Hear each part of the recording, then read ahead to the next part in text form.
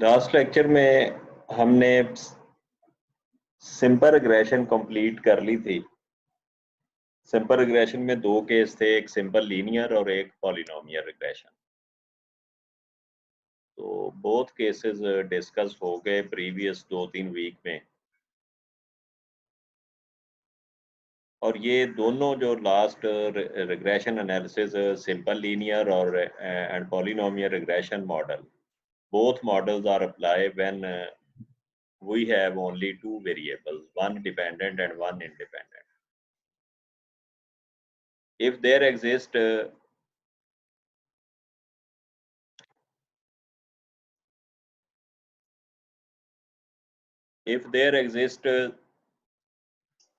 linear trend between dependent and independent variable, we fit the simple linear regression model. And if there exists a curvilinear trend between dependent and independent, we fit the polynomial regression model. And both models are discussed in the previous classes. Now, if we have one dependent and more than one independent variables, then simple as well as multiple regression both are not applied in this case. So we use another model which is known as multiple regression model. Multiple regression model.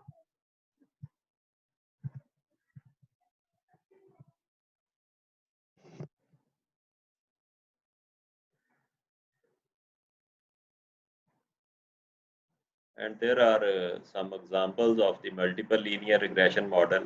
Yield of a crop depend upon the fertility of the land, dose of the fertilizer, quantity of seed. So in this example, there are four variables. Yield किसी भी crop की dependent variable, fertility level land का, this is the independent, because of that yield depend on the fertility of the land, dose of the fertilizer and quality of seed, amount of seed, etc. ये तमाम के तमाम variable हमारी yield को बेहतर करने के लिए हैं.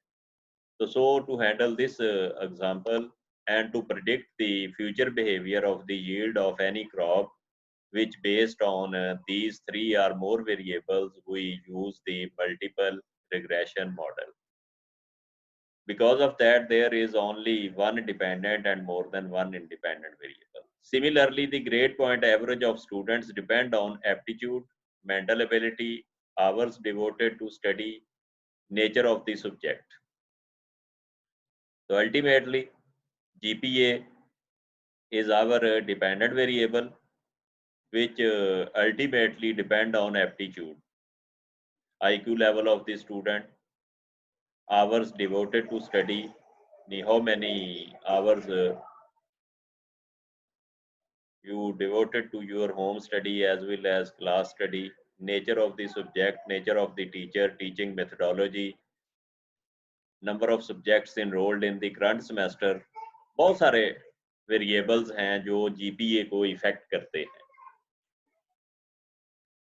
Similarly, fourth example, family expenditure depend on family income, family size, profession of the family head, education level of the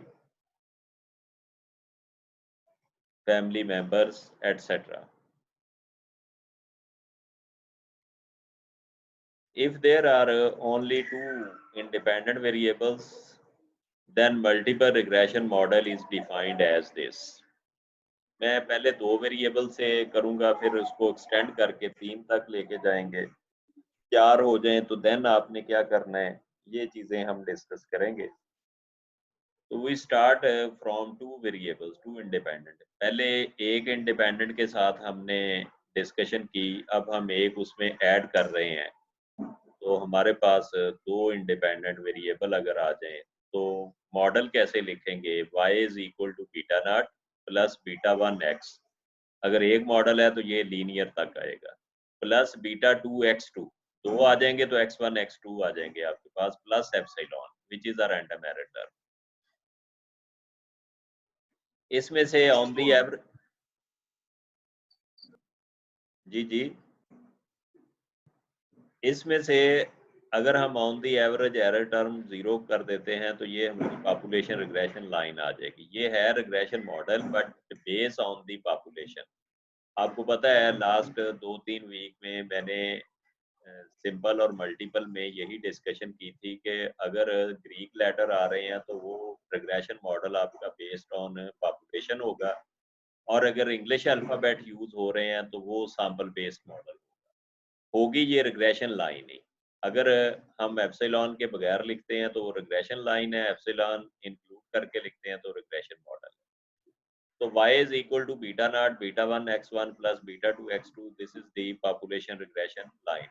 और सैंपल रिग्रेशन ये सिंपल नहीं है, सैंपल रिग्रेशन, या यूं इसको इस तरह भी पढ़ सकते हैं, regression line based on population.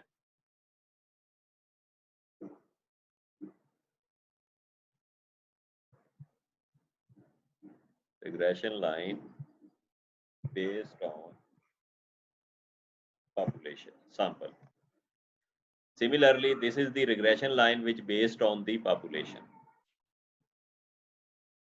इसमें हमारे पास x1 x2 both are the independent variables, y is the dependent variable and b naught which is the fixed value of y at the value of x1 x2 both are equal to 0।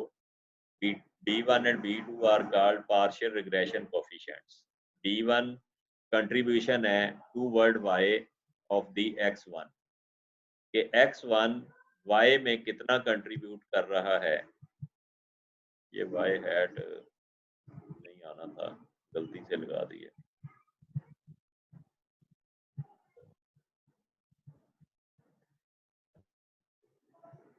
आपका x1 to word y कितना contribute कर रहा है वो b1 explain करेगा। Similarly x2 कितना y में contribute करेगा वो b2 एक्सप्लेन करेगा।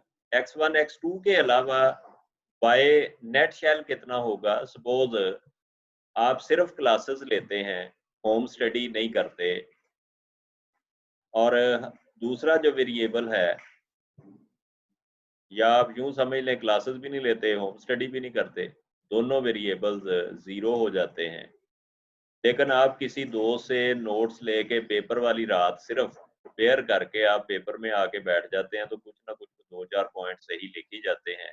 तो x1 x2 दोनों के अलावा मार्क्स कितने आएंगे आपके बगैर होम स्टडी के, बगैर लेक्चर्स के। आप जस्ट पेपर वाली रात पकड़ा उसको, नोट्सों को, और सुबह सुबह आके देखा 2-4 पॉइंट्स नोट कर गए। इवन के एमएस लेवल पे तो हम कुछ भी ना पढ़ें तो पेपर में आके बैठ जाएं तो 50% नंबर तो ले ही लेते हैं। हम स्टैट वाले तो ले लेते हैं, बाकी लोगों का पता नहीं।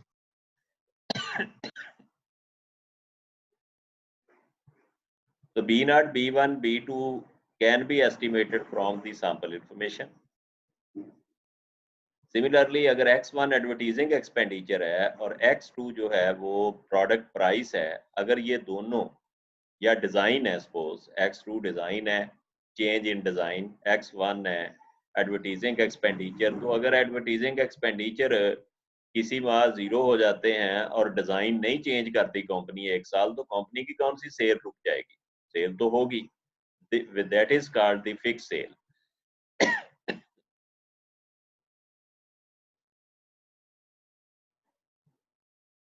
अब अगर दो वेरिएबल हैं तो B1 कैसे आपने कैलकुलेट करना है, B2 कैसे कैलकुलेट करना है और B नॉट कैसे कैलकुलेट करना है, ये तीनों फार्मूलाज मैंने लिख दिए। इंटरप्रिटेशन कैसे करनी है ये जब हम एक एग्जांपल करेंगे तो उसमें इंटरप्रिटेशन भी साथ ही कर लेंगे। First example, the following data represent the rate of return R&D expenditure and advertising expenditures of Vita company। Rate of return depend करता है R&D एक्सपेंडिचर पे कि वो रिसर्च एंड डेवलपमेंट पे कितना इन्वेस्ट कर रहे हैं।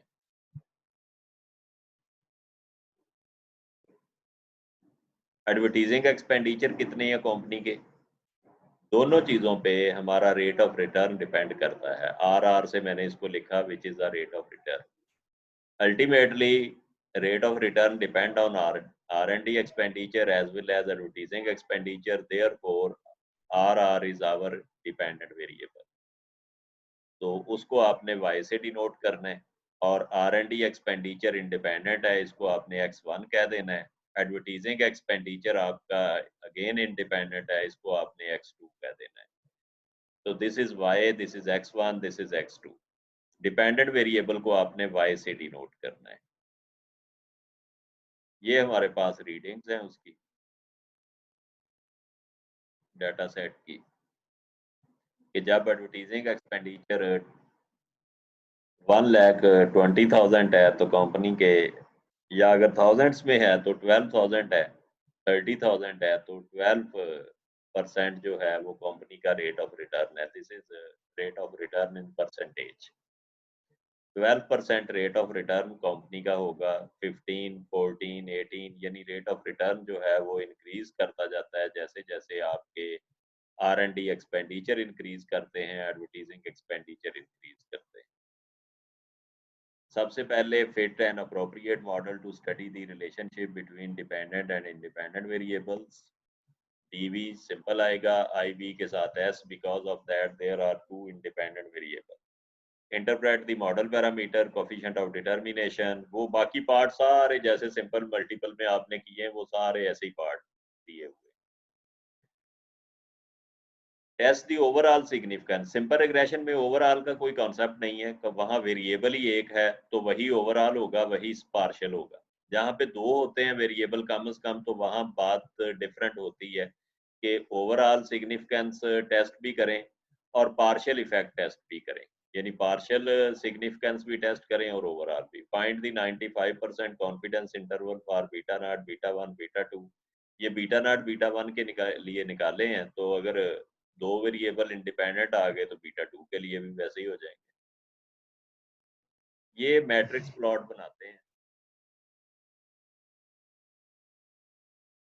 आपने सिंपली वेरिएबल पुट करके, ये प्रैक्टिकल की क्लास जब मैं लूंगा मिनी टैब या SPSS, तो उसमें ये कैसे जनरेट करना है ये वहां पे करेंगे। इसमें ये जो ऊपर मैंने लिस्ट दी है फार्मूलाज की, you have two option. Computer output भी यूज कर सकते हैं और ये फार्मूला यूज करके भी आप मॉडल फिट कर सकते हैं, लेकिन आपने फार्मूलाज यूज करके मॉडल फिट नहीं करने।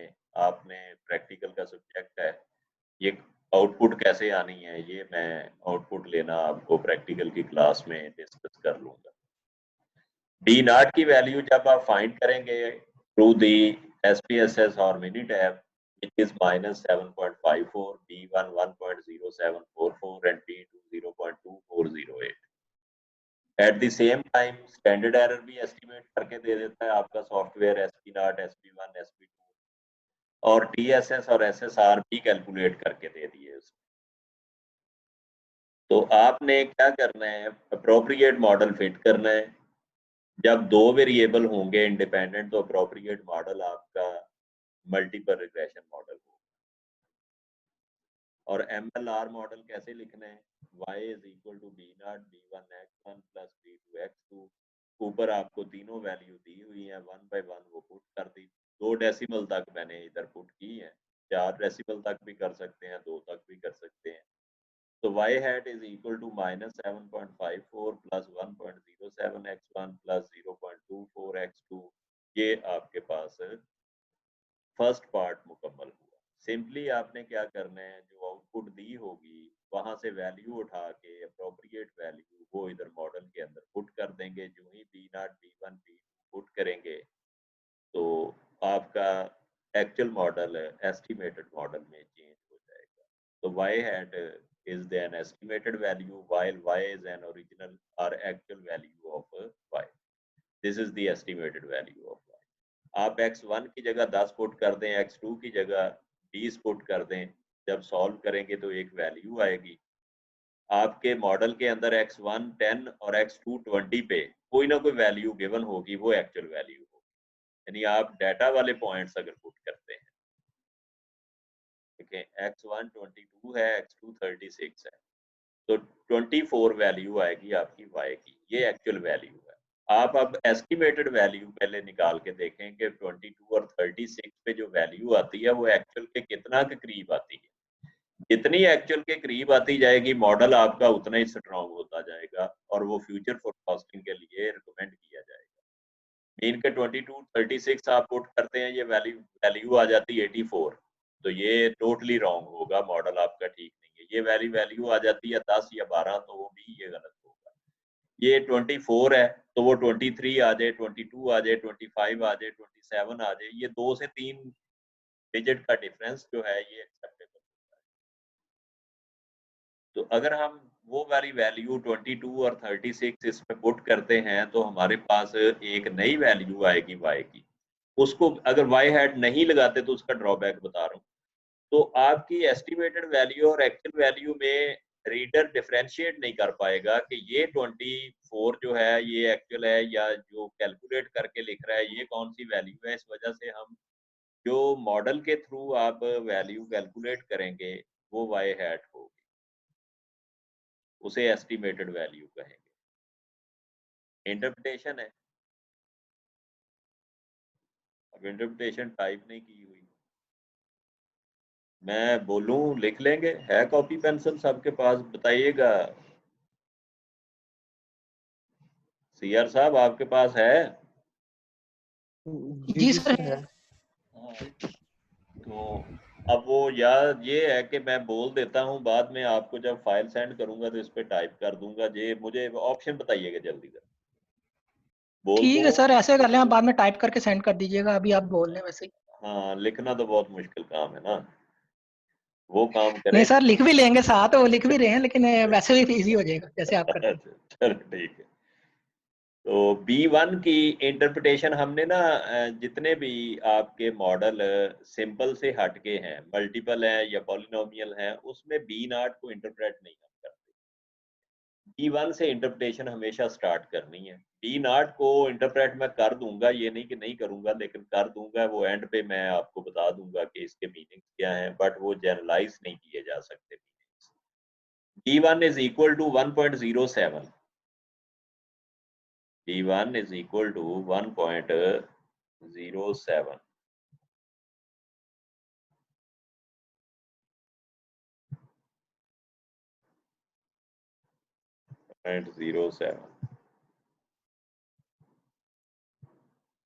Which indicates that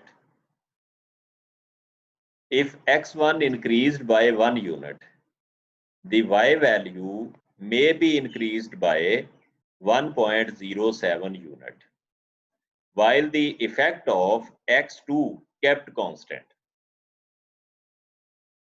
Mean B1 is equal to 1.07, which indicates that if x1 increased by 1 unit, then y may be increased by 1.07 unit, while the effect of x2 kept constant. x2 का effect constant रखेंगे तो x1 अगर 1 unit increase करेंगे तो y कितने unit बढ़ेगा? 1.07 unit बढ़ेगा। Mean के अगर आपके R&D एक्सपेंडिचर 1 यूनिट बढ़ते हैं तो रेट ऑफ रिटर्न कितने यूनिट बढ़ेगा? 1.07 यूनिट रेट ऑफ रिटर्न बढ़ेगा।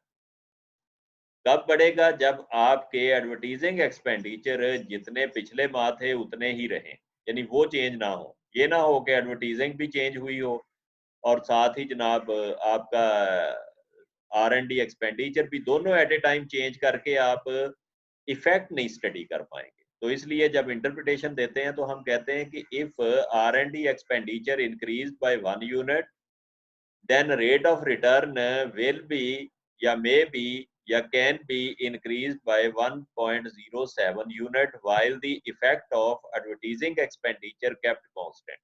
kept constant का मतलब है कि जितने पिछले माह थे उतने ही रहें। नेक्स्ट मंथ आप सिर्फ अपने R&D एक्सपेंडिचर 1 यूनिट बढ़ा दें तो आपको 1.07 यूनिट्स रेट ऑफ रिटर्न होगा। Similarly, if B2 is equal to 0.24, which indicates that if x2 increased by 1 unit, then y will be increased by या may be increased by 0.24 units while the effect of x1 kept constant. ये साथ में लिखना जरूरी है कि जी अगर x2 का हम इंक्रीज कर रहे हैं 1 यूनिट तो y कितने यूनिट इंक्रीज होगा 0.24 यूनिट इंक्रीज होगा। उस वक्त x1 कांस्टेंट रखेंगे, यानी जितने आपके R&D एक्सपेंडिचर हैं वो नहीं आपने बढ़ाने, सिर्फ एडवर्टीजिंग एक्सपेंडिचर इंक्रीज करने हैं, तो उसका नेट शेल क्या इफेक्ट होगा 0.24 y वैल्यू बढ़ जाएगी। ये थी इंटरप्रिटेशन। अब बी नॉट की इंटरप्रिटेशन ये कि on the average rate of return will be equal to, अब देखें मैं क्यों नहीं कर रहा था, -7.54, तो क्या रेट ऑफ रिटर्न नेगेटिव में हो सकता है? वैसे तो आजकल जो हालात चल रहे हैं हो सकता है, अगर पेट्रोल प्राइसेस अगर नेगेटिव में जा सकती हैं तो रेट ऑफ रिटर्न क्यों नहीं नेगेटिव में जा सकता?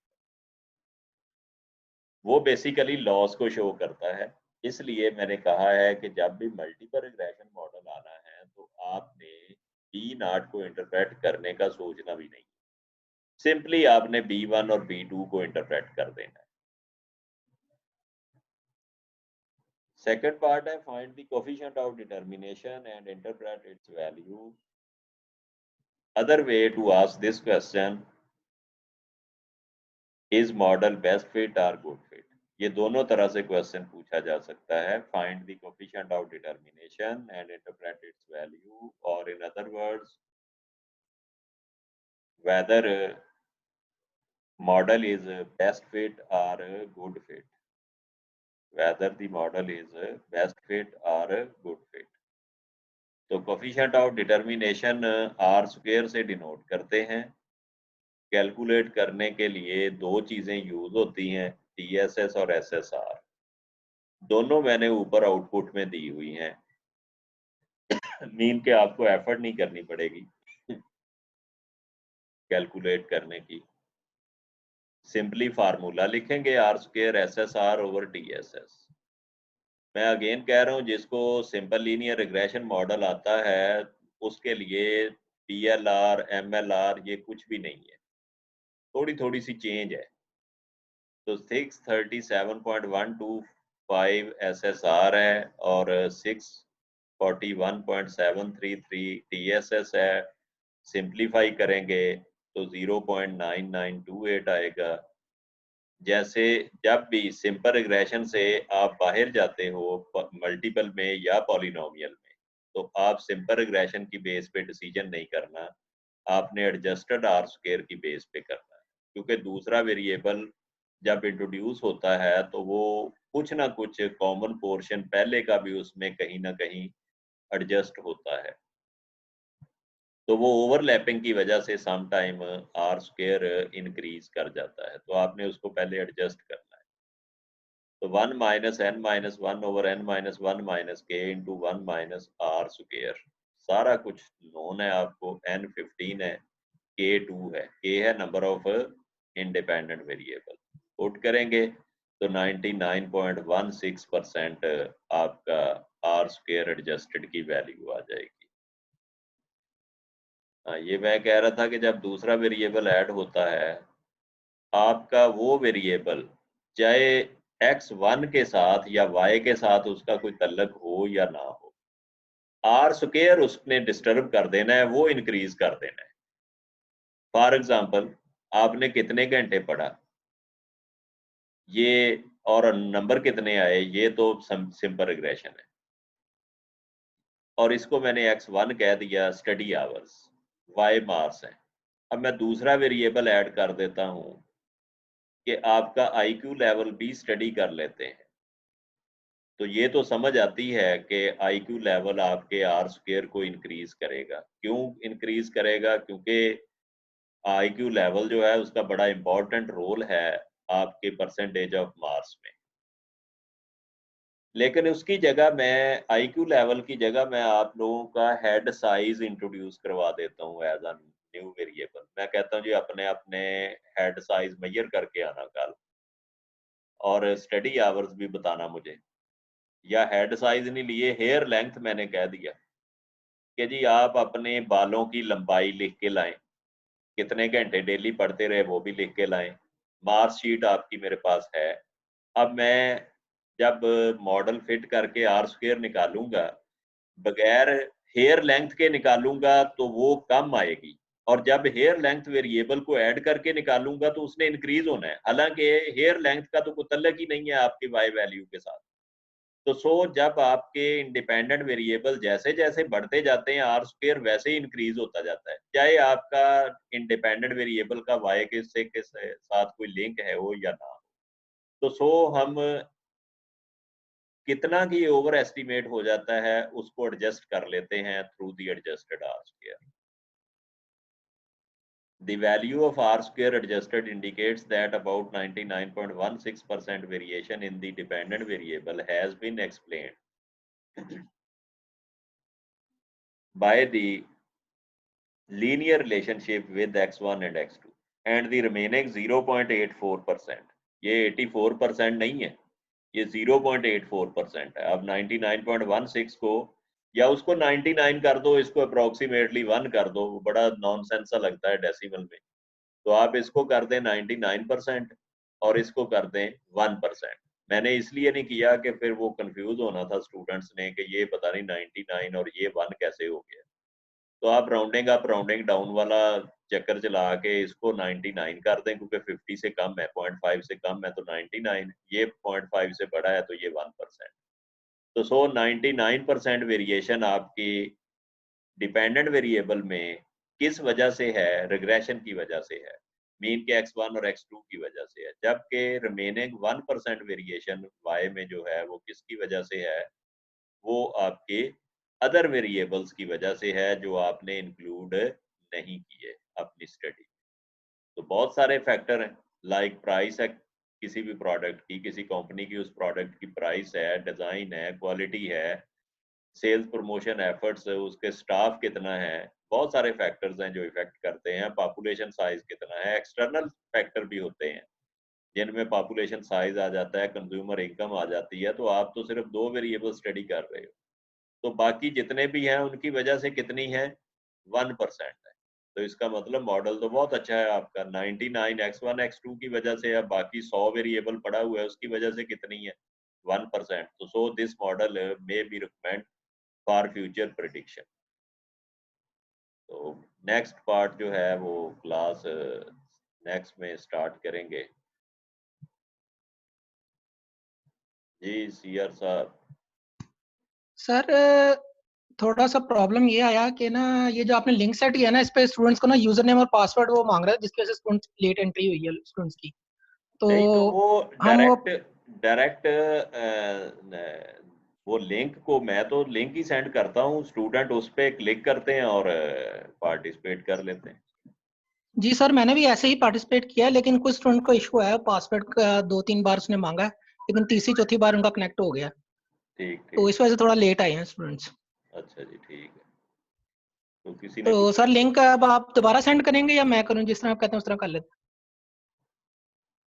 जैसे आपको कन्वीनियंट है, आप क्योंकि सोए हुए थे मैंने इसलिए जगाया नहीं आपको लिंक सेंड। मैं मजाक कर रहा हूँ, मे भी आप नहीं सोए होंगे। ठीक है, तो जैसे आपने करना है मुझे बता दें। चलें ठीक है सर, मैं लिंक सेंड करता हूँ आपको। अभी करना है कि असर की नमाज पढ़ के करना है, ये मुझे बता दें। असर की नमाज पढ़ के कर लेते हैं। ये सबको फिर टाइमिंग बता दें, उस टाइम पे मैं कर दूंगा लिंक सेंड। सर 10 से 15 मिनट लगेंगे, 10 मिनट बहुत है।